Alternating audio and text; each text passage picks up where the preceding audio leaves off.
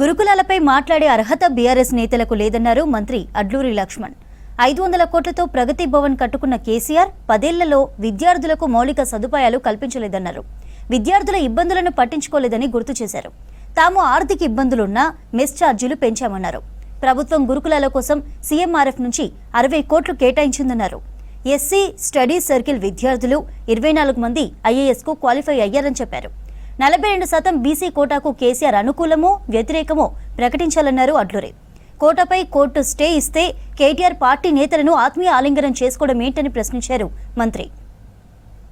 గురుకులాస్ కానీ సొసైటీస్ కానీ చదువుతున్నటువంటి విద్యార్థులు అంటే సుమారు 3,27,000 మంది విద్యార్థులు అంటే ఆ కుటుంబ సభ్యులతో కూర్చుంటే దాదాపుగా ఒక 10 లక్షల కుటుంబాలు పరోక్షంగా ప్రత్యక్షంగా ప్రభుత్వంతో మా పిల్లలు హాస్టల్స్లో చదువుకుంటున్నారు, మా పిల్లలకు ప్రభుత్వం మంచి చదువు ఇస్తుంది, మంచి సదుపాయాలు ఏర్పడుతున్న నమ్మకంతో ఈరోజు 3 లక్షల పైచిలకు పిల్లలు విద్యార్థులు గౌరవ ముఖ్యమంత్రి రేవంత్ రెడ్డి గారి యొక్క పరిపాలన లోపట మన గొప్పగా హాస్టల్తో చదువుకుంటున్న పిల్లల విషయం లోపట చివరిగా తీవ్రమైనటువంటి ఆ నిరసన తీవ్ర రూపం దాలిస్తే ఈ ఐటీ మినిస్టర్ గారు కేటీఆర్ పోయినట్టు విషయం మాకు మీడియా ద్వారా తెలుసుకున్నాం. మరి ఏదేమైనా కూడా అంత గొప్పగా ఉన్న ఐఐటికి ఏం చేయాలి వారు? మరి ఇరిగేషన్కి సంబంధించినటువంటి కాళేశ్వరం కోట్ల రూపాయలు బడ్జెట్ ఇచ్చినప్పుడు మరి ఐఐటి కూడా బడ్జెట్ కేటాయించాలి కదా ప్రత్యేకంగా. పిల్లల చదువు కోసం, పిల్లలకు మౌలికమైన సదుపాయాల కోసము, వాళ్ళకి ఫ్యాకల్టీ కోసము ప్రత్యేక నిధులు ఇవ్వాలన్నా ఇవ్వద్దు ఆ ప్రభుత్వం.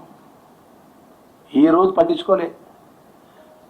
కనీసం పిల్లల చదువు అనేది గొప్పది ప్రపంచంలో అని చెప్పి పిల్లల చదువు కోసం ఆ యొక్క యూనివర్సిటీ ఒక వీసీని ఏర్పాటు చేయాలి, పర్మనెంట్ వీసీని. ఐఐటికి సంబంధించిన వీసీని ఏర్పాటు చేయాలి, ఉస్మానియా యూనివర్సిటీకి సంబంధించిన వీసీని ఏర్పాటు చేయాలి. అంటే ఈ రాష్ట్రంలో ఎస్సీ పిల్లలకు, ఎస్టీ పిల్లలకు, బీసీ పిల్లలకు చదువుగా గొప్పగా చదువుకుంటే వారు తెలివిమంతులు అవుతారు, వారు ఉన్నతమైన స్థానంలోకి పోతారని ఒక పోవద్దని ఒక దురుద్దేశం కదా వారికి ఉండేది. ఒకవేళ వారికి మంచి ఆలోచన ఉంటే వాళ్ళు ఏం చేయాలి? 500 కోట్ల రూపాయలు ప్రగతి భవనం కట్టుకున్నాడు కేసీఆర్ గారు. ప్రతి నియోజకవర్గంలో పూట ఎమ్మెల్యేలకు 2-3 కోట్ల రూపాయలతో బంగ్లాలు కట్టించిండు. ప్రతి జిల్లాలో పూట పెద్ద ఎత్తున కలెక్టర్ సముదాయాలు ఏర్పాటు చేసిండు. మరి మేము ఏం పాపం చేసినామని అడుగుతున్నాం. మా పిల్లలు, మన పిల్లలు ఏం పాపం చేసినామని అడుగుతున్నా నేను. రాష్ట్ర మంత్రి గారిని నా ప్రభుత్వాన్ని ప్రశ్నిస్తున్నా. 10 సంవత్సరాల రాజ్యమేలు, కేంద్రంలో బీజేపీ పార్టీ ఉంది. 14 నుంచి 23 వరకు ఇప్పుడు కూడా కేంద్రంలో అధికారంలో ఉన్నారు. కేంద్ర ప్రభుత్వం ద్వారా రావాల్సిన నిధులు కూడా సక్రమంగా ఇప్పుడు రాష్ట్ర ప్రభుత్వానికి కేంద్ర నిధులు కూడా ఎస్టీ ట్రైబల్ వెల్ఫేర్ డిపార్ట్మెంట్కి నేరుగా వచ్చే నిధులు కూడా వస్తలేవు.